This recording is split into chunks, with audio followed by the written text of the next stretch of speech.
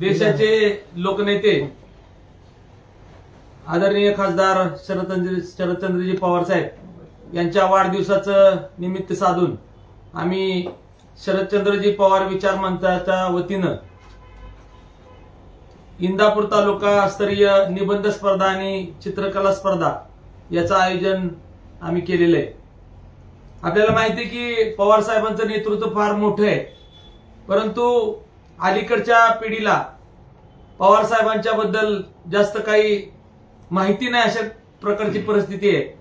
परंतु आज पवार साहेबांनी या देशासाठी या राज्यासाठी काय केलं हे आपल्या पिढीतल्या लोकांना सगळ्यांना ज्ञात आहे, परंतु तरुण पिढीला याचं ज्ञान व्हावं आणि पवार साहेबांची महती कळावी या एका उद्देशानं आम्ही या मंचामार्फत या ठिकाणी निबंध स्पर्धा आणि चित्रकला स्पर्धेचं आयोजन या तालुक्यामध्ये केलेलं आहे आणि त्याला वेगवेगळ्या प्रकारची बक्षिसं सुद्धा आम्ही या ठिकाणी लावलेली आहेत। निबंध स्पर्धा अगदी 5वी ते 7वीचा गट त्याच्यामध्ये आहे, त्याच्यामध्ये माध्यमिक गट आहे, त्यानंतर कॉलेजच्या विद्यार्थ्यांचा सुद्धा एक गट ठेवला आणि त्याच्यामध्ये खुला गट सुद्धा आम्ही केलेला। म्हणजे जे काही महिला असतील, पुरुष असतील की त्यांना पवार साहेबांविषयी माहिती आहे, पवार साहेबांचे विचार पटतायत, त्यांचं कार्य माहिती आहे, त्यांची महती माहिती आहे, यांनी सुद्धा या स्पर्धेमध्ये भाग घेण्याला काही हरकत नाही, अशा प्रकारचं आम्ही आयोजन केलेलं आहे।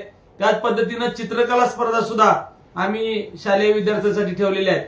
त्यामध्ये 5वी ते 7वीच्या विद्यार्थ्यांना शरदचंद्रजी पवार यांचं चित्र त्यांनी रेखाटून द्यायचंय।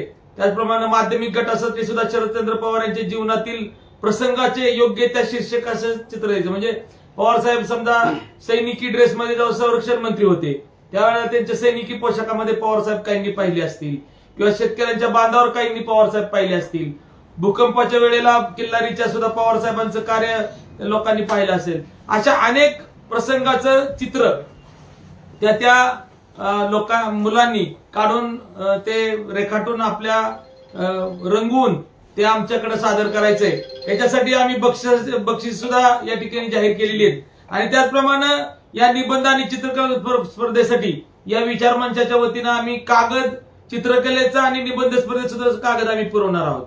म्हणजे फक्त शाळेमध्ये जाऊन आम्ही त्या ठिकाणी प्रत्येक जवळजवळ तालुक्यामध्ये 120 शाळा आहेत, 120 शाळेमध्ये जाऊन आमचे सगळे जे कार्यकर्ते आहेत त्या ठिकाणी जाऊन ते पॉम्पलेट आणि त्याची माहिती आणि निबंध स्पर्धेला किती विद्यार्थी भाग घेणार आहेत त्याच्याप्रमाणे त्यांचे कागद, त्यामुळे चित्रकला स्पर्धेचे कागद हे सगळं त्या ठिकाणी पुरवठा करणार आहेत आणि मग 17 तारखेपर्यंत त्या शाळेमध्ये ते सगळं विद्यार्थ्यांनी आणून जमा करायचं। आपापल्या घरूनच निबंध स्पर्धा आणि चित्रकला स्पर्धा आपण करायची आहे। त्या सगळं त्यांनी ते लिहून किंवा चित्र काढून आपापल्या शाळेकडे मुख्याध्यापकाकडे जमा करायचे आणि त्यानंतर ते मुख्याध्यापक आणि ते शाळा ही संबंधित आमच्या आयोजक जे आम्ही हे दिलेले समन्वयक काय नेमलेले त्या संबंध साधून त्या ठिकाणी ते त्यांना पोच करतील अशी अपेक्षा आहे। आणि याचं एकच कारण आहे की पवार साहेबांची महती आपल्या सगळ्यांना करावी। संरक्षण मंत्री असताना पवार साहेबांनी महिलांना संरक्षण खात्यामध्ये जागा ठेवल्या, मंडल आयोगाची शिफारस पहिल्यांदा महाराष्ट्रामध्ये लागू केली, महिलांना राजकारणामध्ये 50% आरक्षण ठेवलं, अनेक प्रकारच्या MIDC उभं केल्या, अनेक प्रकारचे कारखाने उभे केले, अनेक प्रकारची धरणं बांधली, अनेक प्रकारचे कालव्याची निर्मिती केली आणि हे कार्य आपल्या नवीन पिढीला माहित व्हावं हा एकमेव उद्देश याच्यामध्ये आहे। आता स्पर्धा म्हणलं की मुलं आता कालपासूनच आमच्याकडे आम्ही व्हॉट्सअपला जरी पाठवलं तर कालपासूनच लोकांची रिस्पॉन्स यायला चालू झालेली। काही शाळांनी आम्हाला फोन केले की 1,000 विद्यार्थी आमच्या शाळेतून भाग घेणार आहेत। म्हणजे हे जेव्हा विद्यार्थी पवार साहेबांच्या विषयी माहिती गोळा करतील तेव्हा गुगल सर्च करतील, अनेक प्रकारचे लेख वाचतील, अनेक प्रकारचे पुस्तकं हाताळतील आणि याच्यातून पवार साहेबांचं महत्व, पवार साहेबांचे कार्य, पवार साहेबांनी केलेला आजपर्यंत इतिहास आपल्या सगळ्या नवीन पिढी पुढे उभा राहणार आहे आणि त्यामुळं पवार साहेब हे काय आहेत हे नवीन पिढीला समजावं या एकमेव उद्देशानं ही आम्ही स्पर्धा, चित्रकला स्पर्धा आणि निबंध स्पर्धा आयोजित केलेली। याच्यामध्ये शाळांनी सहभागी होऊन या आपल्या विद्यार्थ्यांना त्या कॉम्पिटिशन मध्ये उतरावं अशा प्रकारचं आवाहन या ठिकाणी आम्ही करतोय। आणि त्यानंतर आम्ही याचा पारितोषिक वितरणाचा सुद्धा कार्यक्रम लवकरच आम्ही ताईंची तारीख घेऊन जाहीर करणार आहोत आणि त्याच्यामध्ये ज्या विद्यार्थ्यांनी भाग घेतलाय त्यांना एक सर्टिफिकेट आम्ही सुप्रियाताईंच्या सहीनं असणार एक सर्टिफिकेट आम्ही देणार आहोत. त्याचप्रमाणे पवार साहेबांचा एक फोटो चांगला असा त्यात विद्यार्थ्यांना आम्ही देणार आहे. आणि त्याचप्रमाणे ज्या शाळा त्यामध्ये भाग घेतील त्यांना एक सर्टिफिकेट आणि एक ट्रॉफी, आणि जे विद्यार्थी त्यात बक्षीस मिळवतील त्यांना एक सर्टिफिकेट, ट्रॉफी आणि बक्षीस, अशा प्रकारचं नियोजन आम्ही या ठिकाणी केलेलं आहे. त्याच्यामध्ये जास्तीत जास्त शाळा भाग घेतील अशी अपेक्षा आम्हाला आहे. सगळ्या आदरणीय पवार साहेबांच्या वाढदिवसाच्या निमित्तानं राष्ट्रवादी काँग्रेस पार्टी इंदापूर तालुक्यातून साहेबांच्या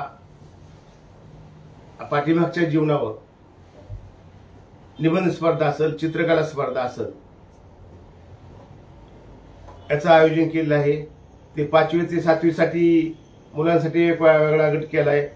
8वी ते 12वीच्या मुलांसाठी वेगळा गट केलेला आहे. आणि ह्याच्यामध्ये कुणीही तालुक्यातील माणूस भाग घेऊ शकतो, यासाठी वेगवेगळे गट केलेले आहेत. तरी आदरणीय साहेबांचं गेल्या 65 वर्षामधलं जो राजकीय प्रवास आहे, या राजकीय प्रवासामध्ये साहेबांनी हे देशासाठी, महाराष्ट्रासाठी साहेबांचं फार मोठं योगदान आहे. आणि हे साहेबांचं योगदान नवीन पिढीला कळावं, हा त्याच्या पाठीमागचा उद्देश आहे.